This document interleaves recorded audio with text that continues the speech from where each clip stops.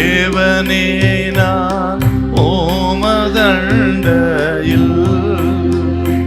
இன்னும் நெருங்கி சேர்வதே என் ஆவல் பூமியில். லூக்கா எழுதின சுவிசேஷம் 19ஆம் அதிகாரம் 41-44 வசனம்.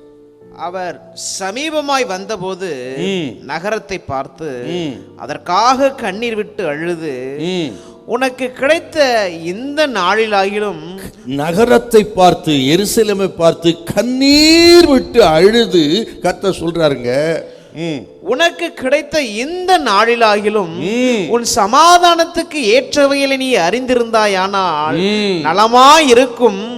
இப்பொழுதோ அவைகள் உன் கண்களுக்கு மறைவாய் இருக்கிறது என்று தீத்துராயன் வந்து அழிக்கப் போகிற அந்த மாபெரும் பேரழிவை முன்னமே கண்டு இந்த பட்டணத்தை எச்சரித்தாருங்க.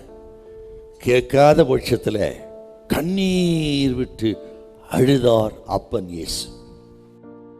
ஆண்டவரே அப்படி அழுவார்னு அந்த அழிவு எப்படி இருந்திருக்கும்? ஆகவே தான் ஆண்டவர் கண்ணீர் விட்டு அழுதார். தான் சொல்றாரு, எனக்காக அழ வேண்டாம், உங்களுக்காக, உங்கள் பிள்ளைகளுக்காக அழுங்க, இப்படி நடக்க போகிறது என்று அழுகிற ஸ்திரீகளை பார்த்து கர்த்தர் சொன்னார். சுவிசேஷத்தில் ஒரு விசேஷம் என்னன்னு கேட்டீங்கன்னா, சுவிசேஷங்கள் எந்த ஒரு இடத்திலேயும் ஆண்டவராக இயேசு கிறிஸ்துவுக்கு ஸ்திரீகள் விரோதமாக எழும்பினதே கிடையாது. ஆண்டவராக இயேசு கிறிஸ்துவும் கூட எந்த ஒரு ஸ்திரீயும் ஆக்கினைக்குள்ளாக தீர்த்ததே இல்லை, நியாய தீர்ப்பு கொடுத்ததே இல்லை. அந்த விசேஷத்தை நீங்கள் சுவிசேஷத்தில் பார்க்கலாம். அந்த அளவுக்கு ஸ்திரீகளின் பங்கு இயேசுவின் ஊழியத்திலே அதிகமாக இருந்திருக்கிறது. அவர்களை பார்த்து தான் பேசுறாரு இருப்பாங்க. இன்னொரு விஷயத்தை நான் உங்களுக்கு சொல்லணும்.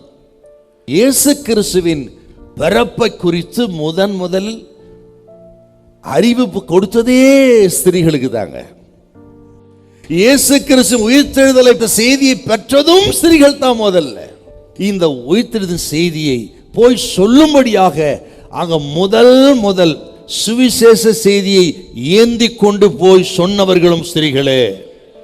இப்படி சுவிசேஷத்தில் ஸ்திரீகளினுடைய பங்கு அற்புதம் அற்புதம் அற்புதம்.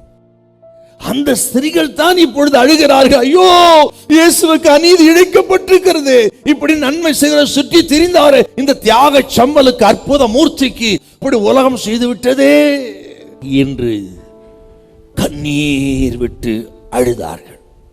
அவருடைய அந்த மனதுருக்கம், இயேசு கிறிஸ்துவின் மேல் உண்டான அந்த மனதுருக்கத்துக்கு அவர்களுக்கு ஒரு பலனை என்ன கொடுக்கிறாருன்னா, இனி நடக்க போகிற தீர்க்க தரிசனத்தை அவர்களுக்கு அப்பா சொல்றாருங்க. நீங்கள் அவர் மேல் கொண்ட அன்பினால கர்த்தர் சொல்ற, உங்களுக்கு தீர்க்க தரிசனமா சொல்லப்பட்டது நடக்கும். கர்த்தருடைய தீர்க்க தரிசன வார்த்தைகள் அப்படியே உங்களுக்கு நடக்கும். வெறுமையாய் கர்த்தர் உங்களை விடமாட்டார். உங்களுக்கு ஏதாகிலும் பலனை கொடுப்பாருங்க. சிலுவை நாதர் சொல்லுகிறார், பயப்படாதே, உண்மையில் அவர் மன துருக்கம் உள்ளவராய் வந்திருக்கிறார், கர்த்தர் கைவிட மாட்டார். ஹல்லேலூயா, ஹல்லேலூயா.